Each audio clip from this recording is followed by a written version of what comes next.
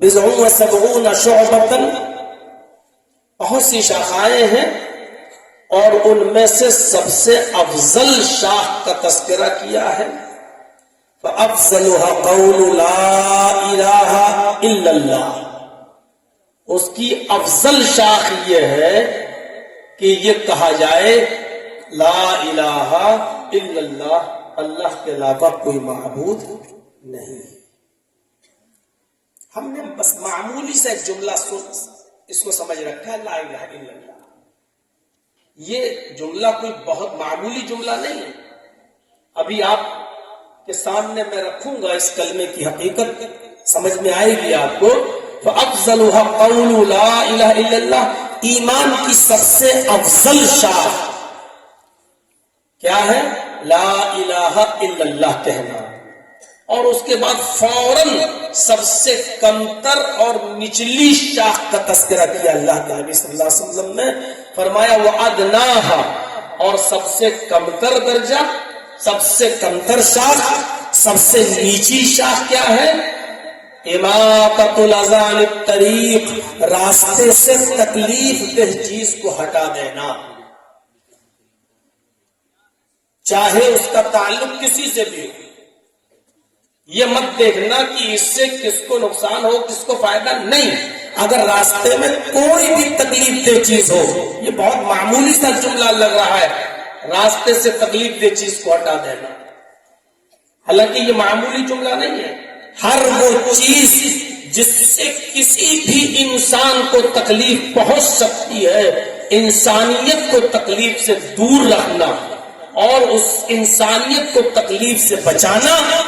یہ مقصد ہے۔ تو ادناہا اماطۃ الاذى عن الطریق، راستے سے تکلیف دہ چیز کو ہٹا دینا، ایک افضل شاخ بتا دی، ایک کمتر درجے کا ایمان بتا دیا، اور پھر آخر میں جو چیز کہی اس کو اللہ کے رسول صلی اللہ علیہ وسلم بیچ میں بھی کہہ سکتے تھے، اس کو اللہ کے نبی پہلے بھی کہہ سکتے تھے، لیکن اس چیز کی اہمیت کے پیش نظر اس کا تذکرہ الگ سے کیا۔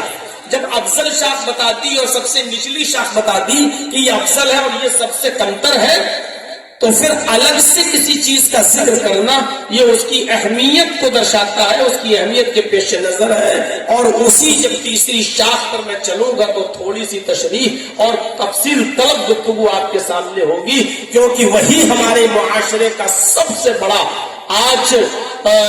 سب سے زیادہ سخت ضرورت ہے اسی چیز پر بولنے کی اور معاشرے کو اسی چیز سے آگاہ کرنے کی۔ فرمایا وَالْحَيَاءُ شُعْبَةٌ مِّنَ الْإِيمَانِ، اور حیا بھی ایمان کا ایک شعبہ ہے، شرم و حیا بھی ایمان کی ایک برانچ ہے۔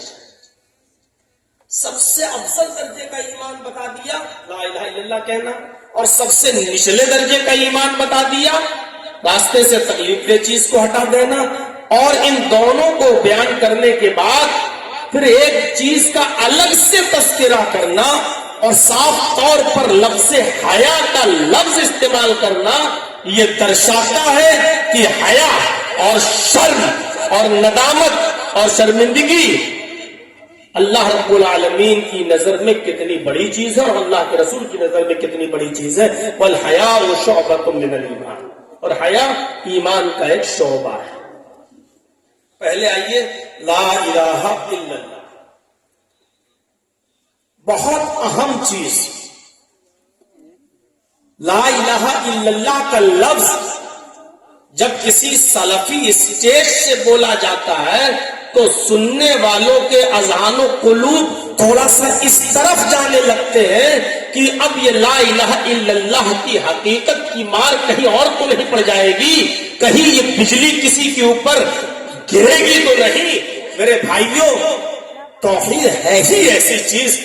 جس کے ساتھ کوئی سمجھوتا کیا ہی نہیں ہے۔ اللہ کے رسول صلی اللہ علیہ وسلم نے اپنی ذات کے ساتھ سمجھوتا کر لیا صلح حدیبیہ کے موقع پر، اور جب کہا گیا سہیل نام کے شخص نے کہا کہ نہیں، یہ لفظ رسول اللہ کاٹو، اگر میں آپ کو رسول اللہ مان ہی لوں تو جھگڑا کس بات کا ہے؟ یہ ساری شرطیں جو لکھائی گئی ہیں آپ نے کاٹھی کہ محمد رسول اللہ کو وہ ساری شرطیں منظور ہیں، کہا لفظ رسول اللہ کاٹو،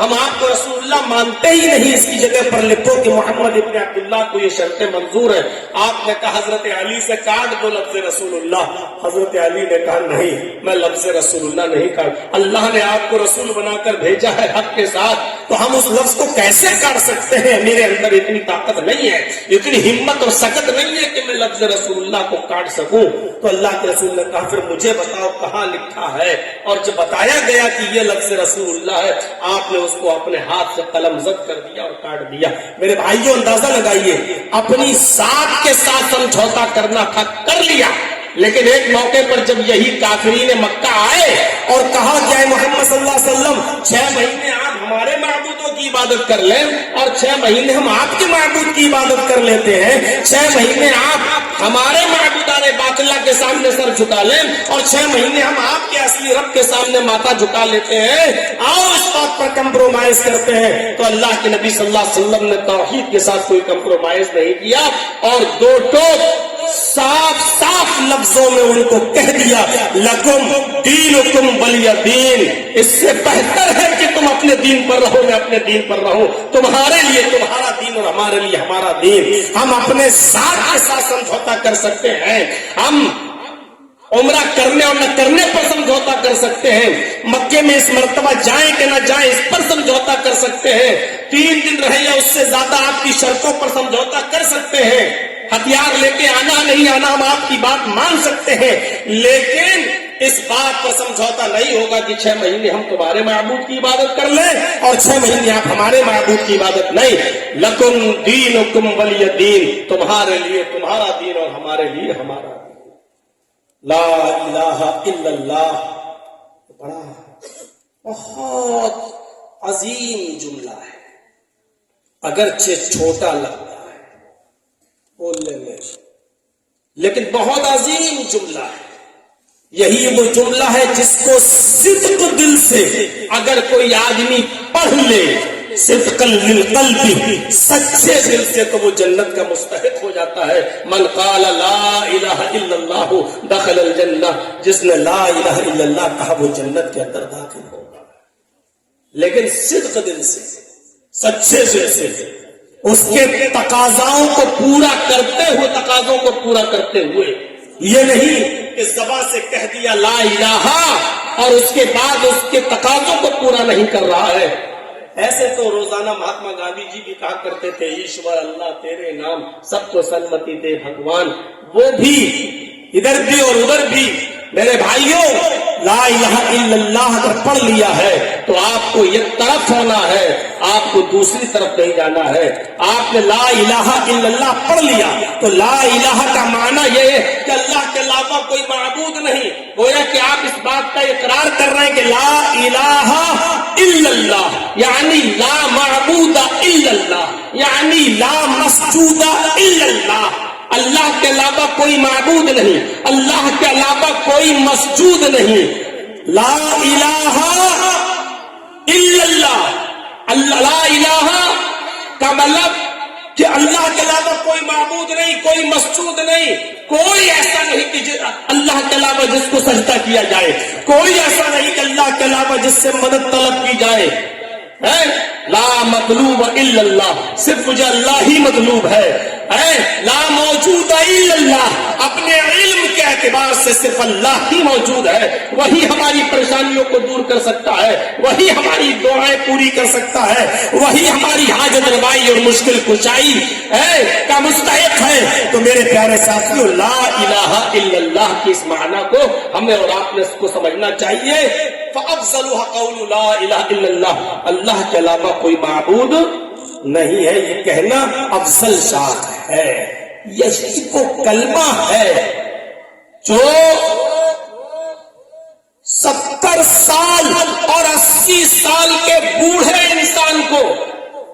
جو بالکل جہنم کے قریب تھا اپنے گناہوں اور شرک اور کفر کی بنیاد پر، لیکن مرنے سے پہلے اس نے اس کلمے کا اقرار کر لیا، اس دل سے کلمہ پڑھ لیا، لا الہ الا اللہ وہ جنتی ہو گیا۔ میرے بھائیو ذرا تصور کرو کہ اگر وہ اس کلمے کو پڑھے بغیر مر جاتا تو جہنم میں جاتا، لیکن 70 سال کے یا 80 سال کے اس بوڑھے نے مرنے سے پہلے اس کلمے کا اقرار کر لیا اور صدق دل سے اس نے پڑھ لیا، وہی شخص جنتی ہو گئے۔ یہی کلمہ انسان کو جنتی بھی بنا دیتا ہے، اور اسی کلمے کا اقرار نہ کرنا انسان کو جہنمی بھی بنا دیتا ہے۔ میرے بھائیوں، اس موقع کو اٹھائیے، اس واقعے کو اٹھائیے کہ جب نبی اکرم صلی اللہ علیہ وسلم اور آپ کے صحابہ نے جب خیبر کا محاصرہ کیا